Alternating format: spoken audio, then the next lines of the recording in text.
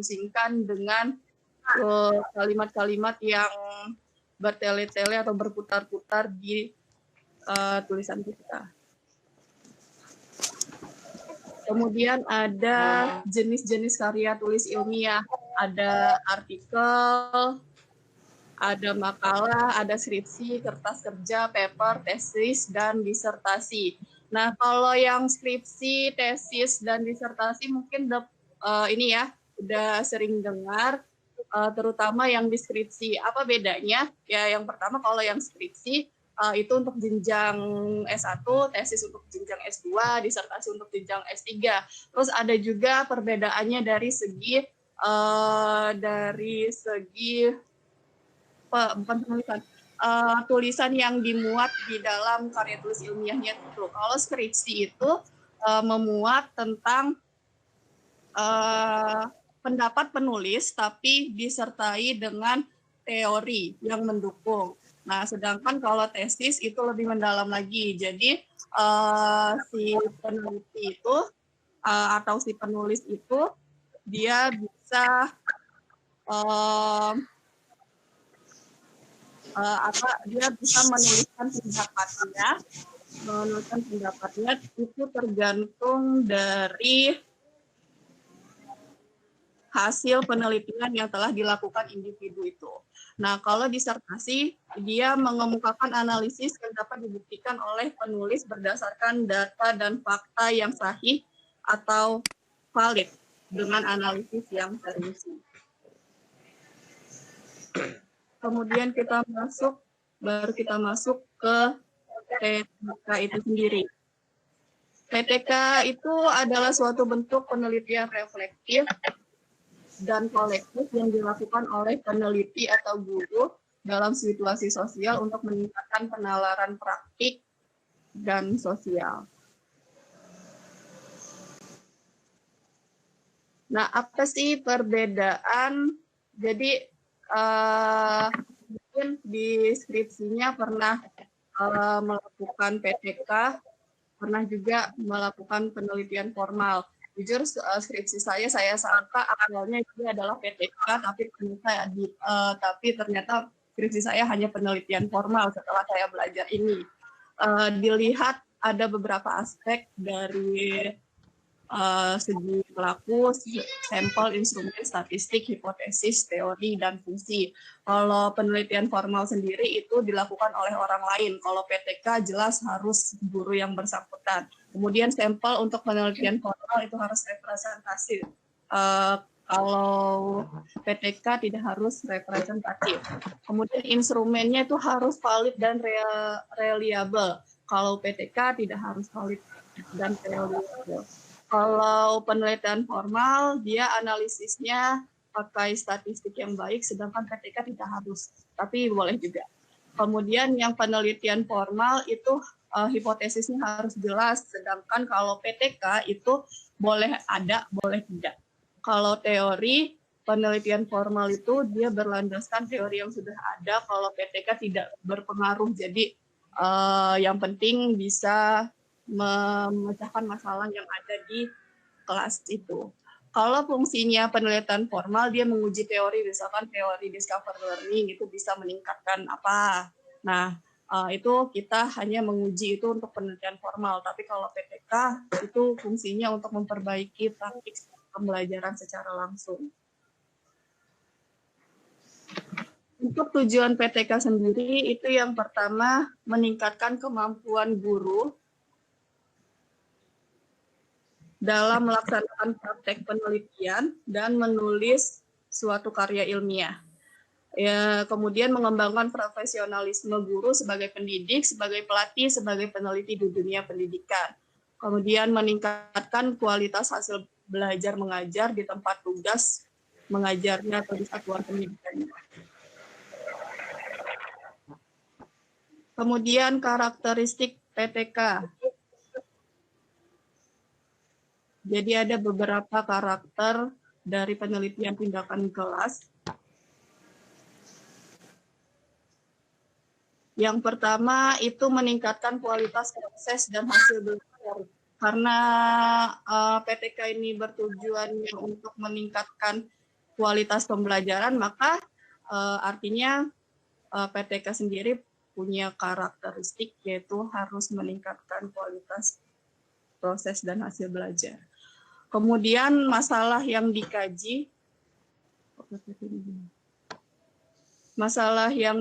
PTK itu adalah masalah yang bersifat praktis, artinya yang perlu dilakukan tindakan. Kemudian fokus utama penelitian adalah proses pembelajaran, tanggung jawab pelaksana penelitian dan hasil PTK adalah guru yang bersangkutan. Karena sampelnya ya tadi pelakunya adalah guru yang bersangkutan ya Bapak Ibu. Kemudian PTK yang dilaksanakan itu harus sesuai dengan program pembelajaran yang sedang berjalan. Artinya kalau misalkan lagi di bab 1, tapi kita penelitiannya di bab 4, ya selesai dulu yang di bab 1. Gitu. Jadi jangan merusak proses pembelajaran.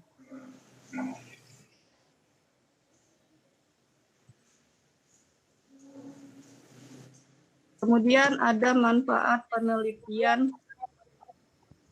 tindakan kelas bagi guru.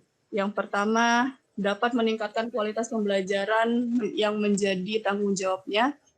Melalui perbaikan dan peningkatan kinerja, maka akan tumbuh kepuasan dan rasa percaya diri yang dapat dijadikan sebagai modal yang terus meningkatkan kemampuan dan kinerjanya. Keberhasilan PTK dapat berpengaruh terhadap guru lain. PTK itu dapat mendorong guru untuk bersikap profesional. Kemudian guru juga akan selalu mengikuti kemajuan IPTEK. Manfaat PTK bagi siswa. Yang pertama, mengurangi bahkan menghilangkan rasa jenuh dalam proses pembelajaran, karena biasanya tindakan kelas itu dilakukan sebuah perubahan ya, agar si siswanya itu tidak jenuh dan dia berpengaruh positif juga terhadap proses pencapaian hasil belajarnya. Kemudian bagi sekolah saatnya sekolah akan dihuni oleh guru-guru yang kreatif, yang maju dan berkembang. Kemudian bagi teori pendidikan, PTK dapat menjembatani antara teori dan praktik. Untuk tahapan pelaksanaan PTK sendiri ada 4 dengan minimal siklus itu 2. Boleh lebih, tapi tidak boleh kurang dari 2. Walaupun di siklus pertama mungkin dirasa sudah adanya perubahan, namun pasti ada beberapa kesalahan. Jadi minimal 2 siklus. Tahap pelaksanaan PTK itu ada 4, ada perencanaan, kemudian ada perencanaan, ada pelaksanaan, ada pengamatan, dan terakhir ada refleksi.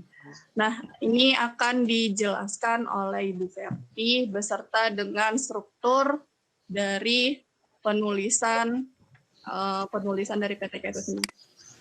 Pada Ibu Ferti dipersilahkan. Ya, baik. Terima kasih kepada Ibu Anadia Rosaria. Sebelumnya, Bapak Ibu, saya mau tanya, suara saya jelas tidak ya, Bapak Ibu? Jelas banget. Ya, soalnya saya lagi di luar, lagi di masjid ini, Bapak Ibu, karena saya sedang di Lampung, jadi ini pakai HP ini, Bapak Ibu. Oh iya, nggak apa-apa. Jadi mohon dimaklumi ketika ya. Baik, jadi saya melanjutkan apa yang telah dipaparkan oleh Ibu Anadia Rosaria. Sebelumnya saya Ibu Ferti Anggraini dari Bandar Negeri Semok, Bapak Ibu. Sebentar saya buka materinya dulu.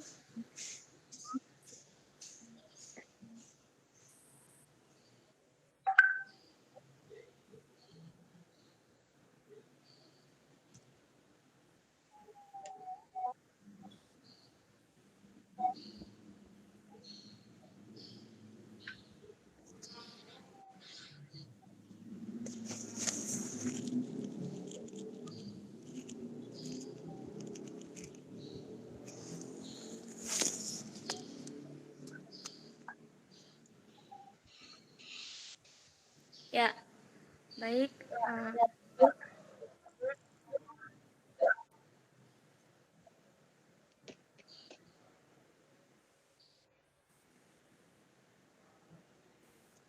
Jadi di dalam penulisan laporan PTK atau penelitian tindakan kelas atau classroom classroom research action research ya, ada beberapa format yang harus di classroom, ada beberapa format yang harus dipenuhi. Jadi untuk yang pertama adalah bagian pembukaan, di mana bagian pembukaan terdapat halaman judul, halaman pengesahan, dan abstrak. Kemudian berikutnya kata pengantar, daftar isi, daftar lampiran, tabel. Sebenarnya mungkin Bapak Ibu juga sudah pernah membuat skripsi, jadi hampir mirip dengan skripsi. Kemudian yang kedua, bab 1, pendahuluan itu ada latar belakang masalah. Jadi apa yang melatar belakangi atas pembuatan PTK yang akan Bapak Ibu buat. Jadi berdasarkan masalah yang ada di kelas Bapak Ibu. Kemudian ada rumusan masalah, tujuan penelitian. Di bagian bab pendahuluan terkadang boleh ditampilkan atau ditulis hipotesisnya, tapi tidak wajib. Jadi boleh ada dan boleh tidak. Dan teori dan pustaka terkait dengan hal-hal yang mendukung atau definisi tentang judul yang Bapak Ibu buat. Jadi studi literatur. Kemudian dari beberapa studi literatur, kemudian dibuat kerangka berpikir. Kemudian bab 3, oh ya maaf, tadi maksudnya hipotesis itu ada di bab 2. Terus memasuki bab 3 terdapat metodologi penelitian. Apa yang perlu ditulis di dalam metodologi penelitian, yaitu yang pertama subjek penelitian. Jadi siapakah yang Bapak Ibu teliti? Tentunya mungkin murid ya, tapi lebih spesifik kelas berapa, jumlah siswanya berapa. Kemudian yang kedua tentang setting penelitian atau tempat penelitian di sekolah mana. Kemudian yang ketiga tentang desain atau rancangan penelitian atau cara-cara pokok penelitian. Jadi bisa juga siklus yang akan dilakukan, baik alat, materi, ataupun media yang perlu dipersiapkan.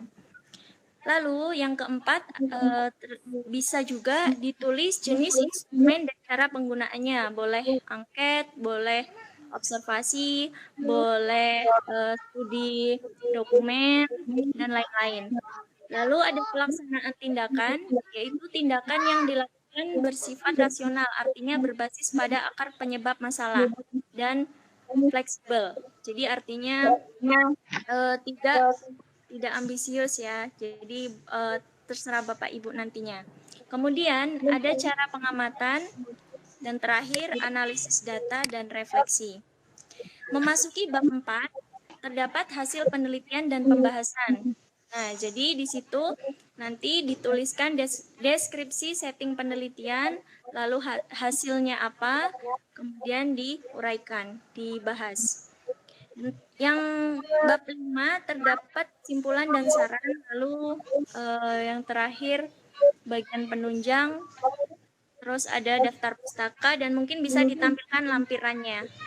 Lampirannya contohnya misalnya ya seperti perangkat pembelajaran atau video bukti Bapak Ibu melakukan melakukan penelitian PTK.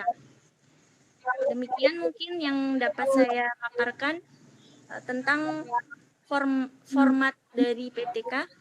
Untuk selanjutnya, silakan kepada, masih ada lagi ya? Tadi Ibu siapa ya satunya ya?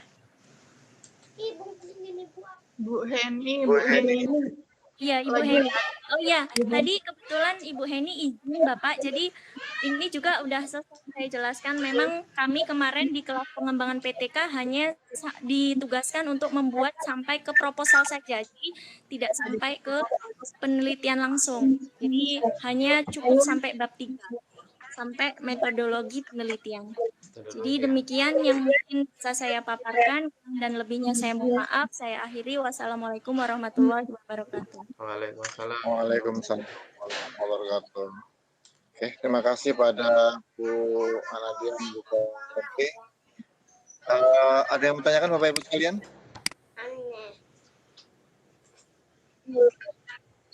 Monggo langsung aja tanyakan.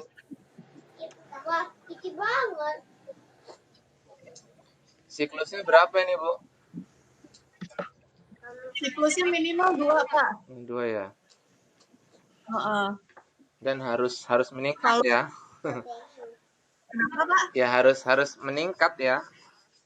Iya, ada peningkatan. Kalau meningkat, masuk ke siklus selanjutnya, gitu. Sampai dirasa cukup, baru kita hentikan.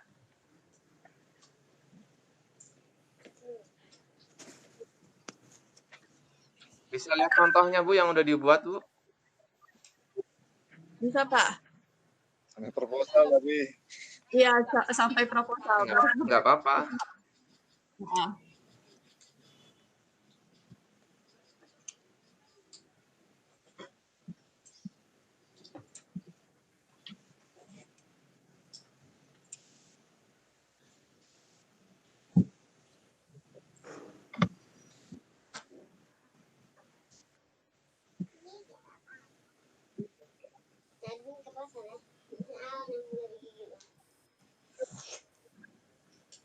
Nah, oke.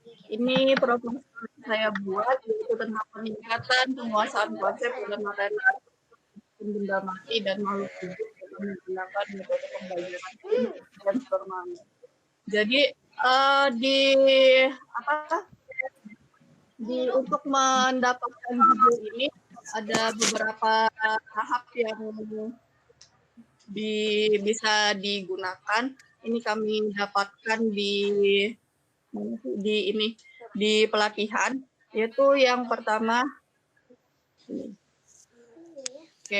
untuk judul PTK itu bisa kita dapatkan dari pertama, ada masalah apa sih yang harus kita atasin di kelas, kemudian tindakan apa yang digunakan untuk masalah di atas, hasil apa yang diharapkan, dan di kelas mana melakukan PTK. Nah, dari keempat pertanyaan ini bisa nanti kita jadikan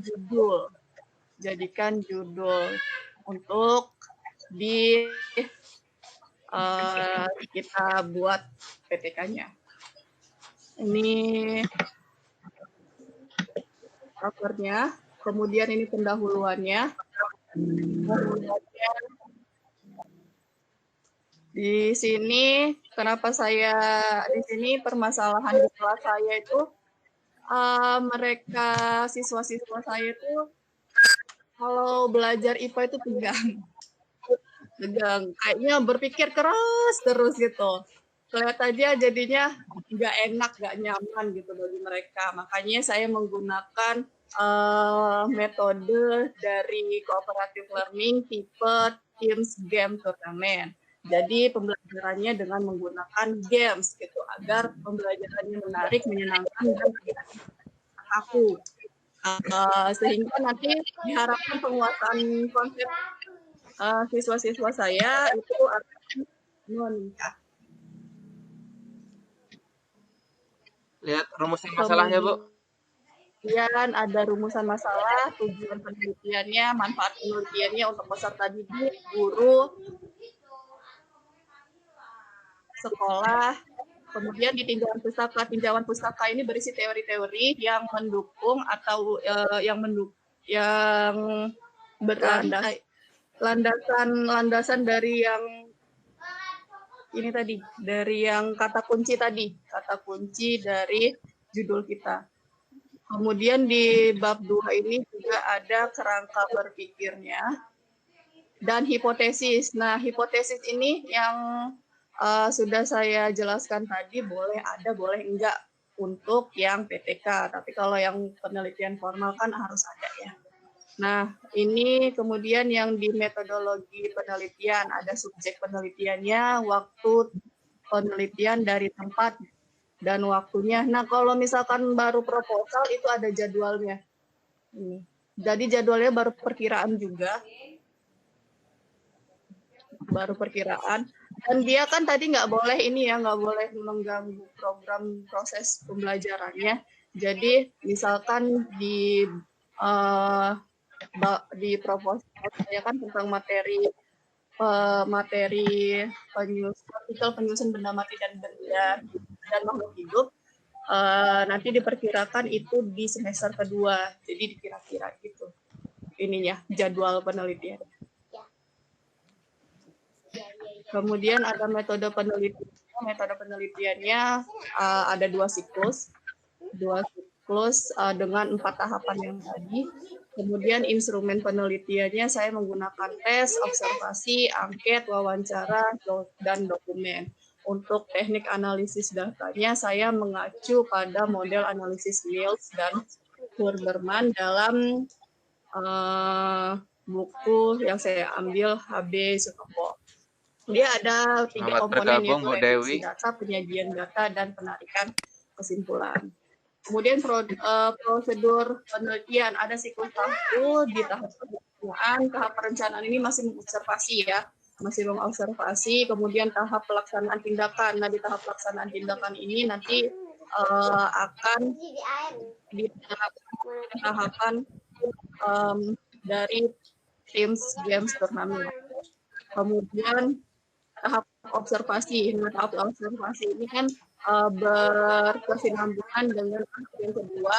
Jadi ketika pembelajaran berlangsung, di situ juga ada observasi yang dilakukan oleh observer. Jadi peneliti sama observernya itu berbeda. Ada guru lain yang mengamati. Kemudian tahap refleksi. Jadi setelah pembelajaran dilakukan, apakah sudah ada peningkatan atau belum. Nah, kalau setelah itu, kalau dirasa belum, maka masuk ke siklus 2. Kalau di siklus 2 juga belum, siklus 3 sampai dia mendapatkan hasil yang maksimal. Gitu. Terus kalau misalkan kalau siklus 1-nya sudah meningkat gitu, tapi kan yang namanya baru melaksanakan pasti ada beberapa kesalahan gitu. Jadi minimal dilakukan siklus sebanyak 2 kali. Kemudian ada indikator keberhasilannya. Jadi indikator keberhasilannya itu setidaknya kalau saya ya 75% dari peserta didik terlibat aktif baik fisik, mental maupun sosial dalam proses pembelajarannya. Saya mengacu pada Mulyas.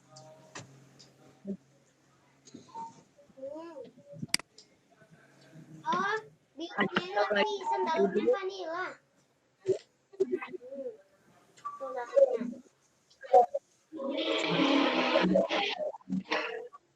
Yang Bapak Ibu yang belum gabung silahkan isi daftar hadir. Ada Bu Dewi itu baru masuk.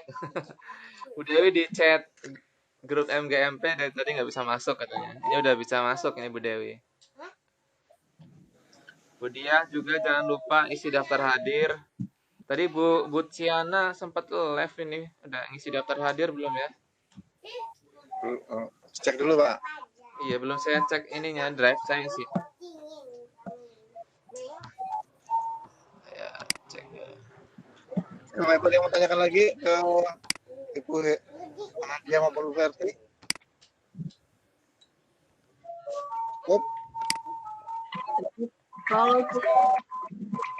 Belum Bu Dewi, Bu Diah belum isi daftar hadir ini. Terus ada Bu Ciana tadi ya, belum isi juga tadi itu. Di Capri aja, Pak. Bu Ciana sempat masuk, Pak Saiful juga belum tadi. Pak Saiful karena ada keperluan ya. Di Capri aja biar absen, Pak. Iya. Ini siapa lagi yang belum? Kalau yang di daftar teman ini aja. Ada yang lain nggak? Pak Imam nggak ada kabar sih. Pak Imam padahal ikut lah itu. Pak Imam entah HP-nya apa kayak mana, nggak ada respon dia. Pak Farid, saya tolong di ini Pak, di screenshot lagi punya saya. Saya izin bagikan layar saya ya. Siap.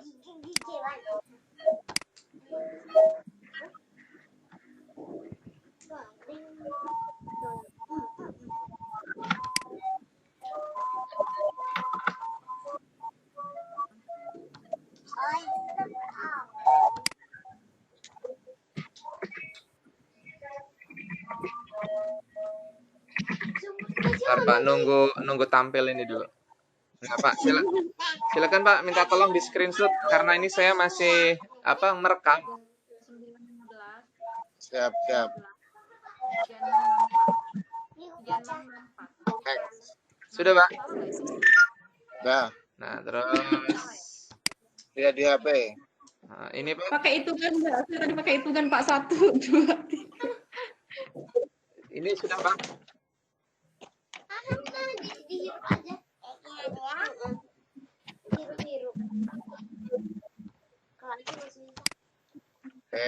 Yud. Pak Fuad, itu ada pertanyaan dari Bu Fandiana.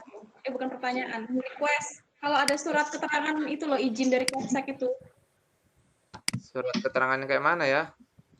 Itu loh yang buat di lampiran laporan kan kita izin untuk melakukan desiminasi itu loh. Kita bingung isi suratnya kayak mana.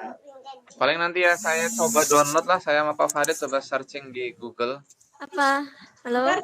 Itu di-share ya Pak kalau udah. Kalau surat keterangan mengikuti apa gitu kegiatan atau mengikuti lomba ada sih saya. Apa yang Tinggal diganti judulnya aja. judulnya aja ya, surat keterangan mengikuti diseminasi gitu aja kali ya. Iya. Terus satu lagi nih Pak Farid yang video quote saya belum di screenshot tadi ya. Entah saya with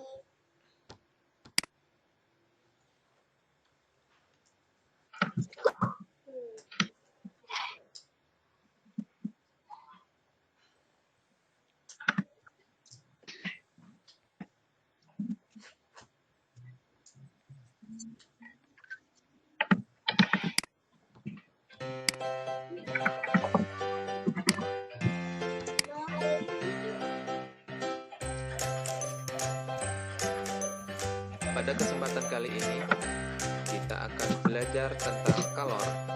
Mari kita amati peristiwa berikut ini. Apa malah ngapus lagi? Aku gelap. Kalor merupakan salah satu bentuk panas atau energi yang berpindah dari suhu yang lebih tinggi ke suhu yang lebih rendah. Ya, kelihatan pesertanya juga.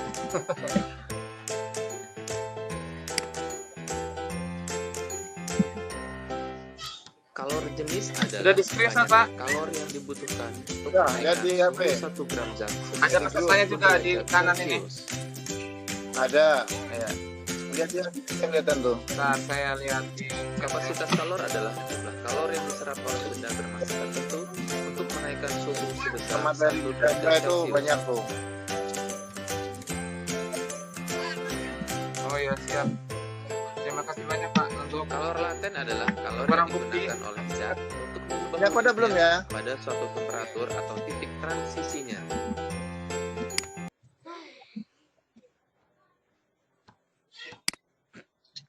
Nah, tinggal diambilin aja nanti. Udah berarti ya, udah selesai ya. Alhamdulillah berarti. Tinggal Bapak Ibu ada yang lain nggak yang di sini Bu yang Heni, ikut? Bu Heni sama Pak Imam. Bu Heni ada perintah diseminasi nggak sih? Diseminasi? Ada ya Bu ya, Bu Ferti. Semua di Damba ada lah. Semua di Damba ada ya? Kayaknya semuanya ada. Iya. Semua ada, Pak. Ya. Oh ya udah. Ada. Ya nanti kalau Bu Heni pengen diseminasi ya nanti kita bantulah sama kita yang ikut Kita bantu, Damba, aja. dibantu kita. Kasihan juga Ya. kalau Aja nggak apa-apa. kalau ya kawan-kawan yang GMP mau ikut lagi nggak apa-apa. Tetap di Ya, Pak. Baik. Ini kan kegiatannya mulai hari ini sampai tanggal 10 ya. Ya. Kalau nggak Ya. salah ini sama laporannya juga sekalian itu.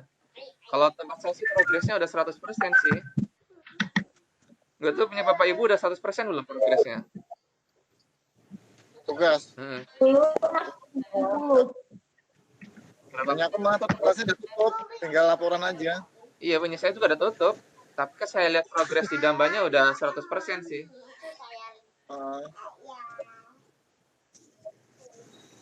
Kayaknya mulai tahun ini yang ada laporan-laporan itu. Main-main nggak ada ya? Kayaknya sih nggak ada laporannya, cuman sampai kegiatan penutup aja. Udah yuk Bapak Ibu, tutup dulu. Nanti kalau mau ngobrol ya boleh Iya. ngobrol. Silakan ditutup dulu kalau sudah nggak ada. Jangan lupa isi daftar hadir. Ya, Pak. Hmm. Bentar ya, Dek. Demikian tadi Bapak Ibu hasil Sabar. diseminasi oleh yang ikut didata. Mungkin dalam hari ini ya kita pertama kali ya untuk melakukan seperti ini. Diharapkan untuk kedepannya kita bisa sering sehingga kita terbiasa. Kalau udah terbiasa, insya Allah nanti kita lebih mudah untuk menyampaikan, lebih mudah untuk menggunakannya. Harapan saya seperti itu. Walaupun tak dikit nggak apa-apa, yang penting kita sering, insya Allah semakin kita kuasai. Gitu. Tentunya kita semua tak luput dari kesalahan, baik itu salah kata maupun salah apa. Kami dari panitia pun mohon maaf apabila ada salah kata, salah ucap maupun kekurangan kesiapan dan sebagainya. Dan juga saya ucapkan terima kasih kepada semua peserta atas partisipasinya. Semoga kita semakin maju dan semakin sukses. Amin. Assalamualaikum warahmatullahi wabarakatuh. Waalaikumsalam warahmatullahi wabarakatuh. Waalaikumsalam. GMT.